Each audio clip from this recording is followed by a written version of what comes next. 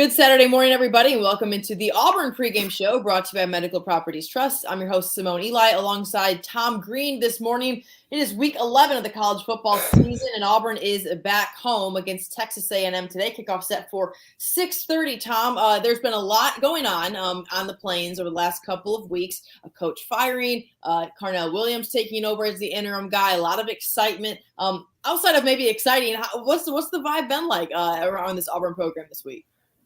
Yeah, I mean, I think exciting and I think optimistic probably sums it up best. Sure. There's just been this buzz around town all week. You could feel it last night on the way to the basketball game and inside the basketball arena even.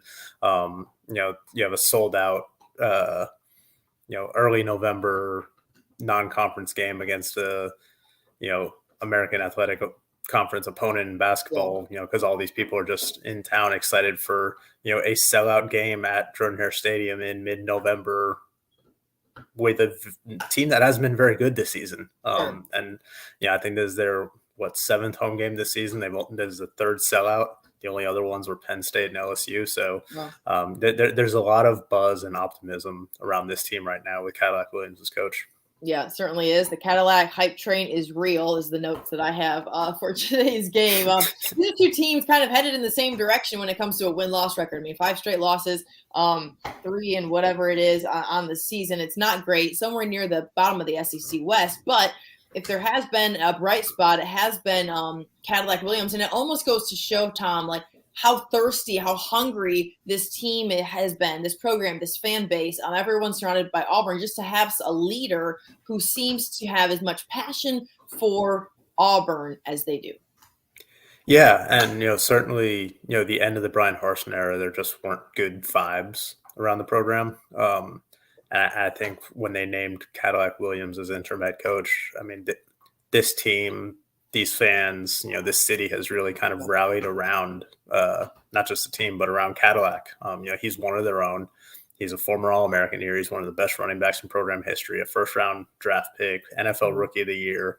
And then for him to, come home, he's the longest tenured guy on this coaching staff. He was hired by Gus Malzahn. He was retained by Brian Harsin. He's still here now. He's the head coach of his alma mater. Yeah. Obviously not, taking over a very unenviable situation, but trying to make the best of it. And he's just humbled by the opportunity. And like I said, there's just this buzz around this team right now that you didn't see all season. Yeah. Kickoff at 6:30. The cold snap is supposed to enter into this part of the country this weekend. So y'all bundle up if you're headed to Jordan-Hare Stadium later. Let's talk about last week really quick, Tom, before we move forward. Auburn falls in the stat book to Mississippi State in overtime. A really, really good game with a lot of fight showing down the stretch. The Tigers even led late in the game, but it didn't feel like a loss kind of go. And Cadillac Williams said that after the game. He said, like, I'm proud of my guys. I'm proud of their effort. I'm not going to look at this as a loss. How do you kind of take that when it comes to momentum kind of going into now a home game against A&M? Yeah, I mean, moral victories are, kind of hard to count. But when you consider everything that team went through last week, a head coaching change on Monday, a short week of preparation, every coach on the offensive staff had either a new role or an expanded role because they lost so many staffers. So it was really just a patchwork effort all around. And for them to, come out flat like they did, fall behind by 21 points in the first half, and then rally and twice take the lead in the final 6 minutes, just to fall in overtime. I mean, that team showed a lot of resilience, a lot of fight, a lot of resolve. And, I think that's something that they feel like they can build around. Absolutely, Tom. All good points. I want to talk about the new facilities. It's kind of like taken over social media in the last 24 hours. The videos are awesome. I'm sure you got a firsthand look at everything. Kind of what was your impression of just how nice it is on the Plains right now? I mean, this is something that has been long discussed, long awaited for not only the program, but for the fans wanting to see a really investment into the future of Auburn. And this seems to really be it. Yeah, I mean, there's something that they've wanted and needed for years now, and just walking into that place, it's just wow. $91.9 million facility. It's got all the bells and whistles. The media got a tour of it yesterday before it was open to the public for some tours, and obviously the players got to see it earlier in the week. But man, that thing is just so nice. The you walk in, the lobby is just catches your eye right away. Yeah. The weight room, man, I wrote down all these notes about it, but like it's got like these theatrical lights that can focus on each individual weight rack for when they have like max rep day, Dang, that's to cool. really build up the drama. Yeah. It's got all this natural lighting in there and in the indoor facility, which is so much different than the current indoor facility, and bigger too. They Yeah. don't have towers for filming. They just have like remote setups for everything, and they Yeah. can zoom in on specific areas just by the coach saying into the microphone, "Hey, let me get a replay of that one." And Sure. they have a just a remote studio to handle all of that. Two locker rooms for the players, one that's just for relaxation and hanging out, and the other one that they call the armory, which is just where they Okay. get ready, and basically a giant mud room for all Cool. their stuff. Yeah. And the training area, with the training tables and a plunge pool and cryotherapy and all this stuff. It's just really impressive, and of course, uh, the player locker room also has a barbershop in it for the players. There's a Yeah. nutrition center just outside of it. And one of the coolest things, really, at the very end, they showed us this. They call it a walkthrough room, Hmm. and it's basically in this hallway that's connected to all of the position group meeting rooms. Okay. Um, and on one wall, it's got big screen with three projectors that basically splice together three images into one life-size image. And then on the ground, they have like hash marks and yard markers worked out, so they can do walkthroughs like in real time and see like put the film up there and see certain formations or sets or plays that they know opponents are going to run, and just Wow. walk through those like in real time and see that in front of them. They used a lot of inspiration from Miami Dolphins facility, the Chicago Okay. Bears facility, Clemson, South Carolina, Troy, Northwestern, I think West Point were among them, the Nashville Predators even, and I think some EPL soccer clubs too. Wow, you're very well versed on that, Tom. And listen, I mean, we know what the cost of having a successful college football program is at this point, and to bring in recruits, to bring in now transfers, you have to hit the transfer portal big. Things like this matter. So, a really, really impressive recap, Tom. I want to see. I know they were touring fans through it, weren't they? Did they see? Yeah. Fans got the tour from 4 to 6. They got more of a condensed tour, kind of just Okay. the bottom level. Yeah. Probably didn't get to see as much, and they'll do it again next Friday, ahead of the final home game of the season against Western Kentucky next weekend.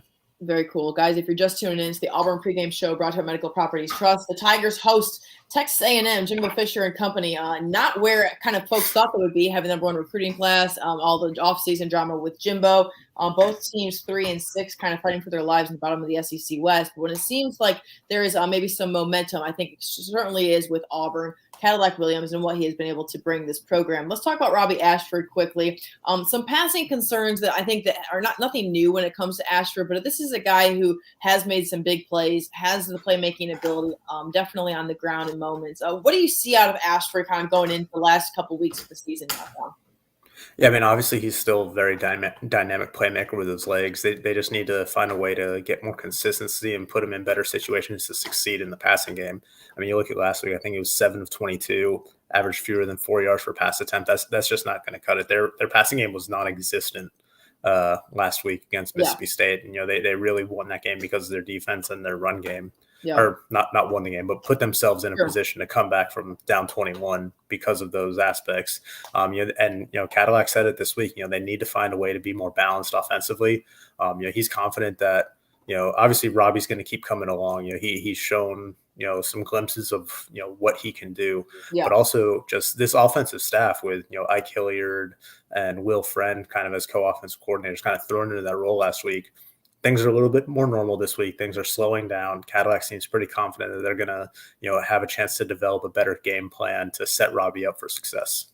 Definitely. And having defense kind of stepping up like we were last week seems to really, really help out this offensive unit for sure. The 14 turnovers, kind of a different revamped excitement on that side of the ball, Tom. It seemed like early into the year, things just kind of got into a rhythm of just not that hype defense that you're kind of looking for, that energy defense you're looking for. But things seem to have kind of taken a different turn here this past week, maybe moving forward as well on that side. Yeah, I mean, this defense has certainly had its share of issues, especially compared to some of the recent Auburn defenses that, we've kind of been accustomed to seeing. Yeah. But, last week they really stepped up after that slow start. They forced 3 turnovers. I think Auburn only got 3 points off those 3 turnovers. So that's something that the offense needs to do better to capitalize off of. But they got 3 turnovers. That pass rush was just relentless. I mean, Derek Hall and Colby Wooden have been on another level this season. And those guys are really setting the tone for that defense. They played well against the run. I think Mississippi State only had 13 rushing yards. Mississippi State runs the ball less than any team in the country, so they weren't going to have a lot to begin with, but they're usually pretty effective when they do run it. So for Auburn to kind of harness that and keep that contained and then kind of adjust the air raid, I think it showed some promising signs and something for them to build off of moving forward. No doubt about it, guys. We will see where this program's at. Week 11 of the season. Auburn hosts Texas A&M tonight. Kickoff set for 6:30. Thank you so much for tuning to the Auburn pregame show, brought to you by Medical Properties Trust. For Tom Green, I'm Simone Eli. We will see you back here on the postgame show. Have a great college football Saturday. Medical Properties Trust, at the very heart of healthcare.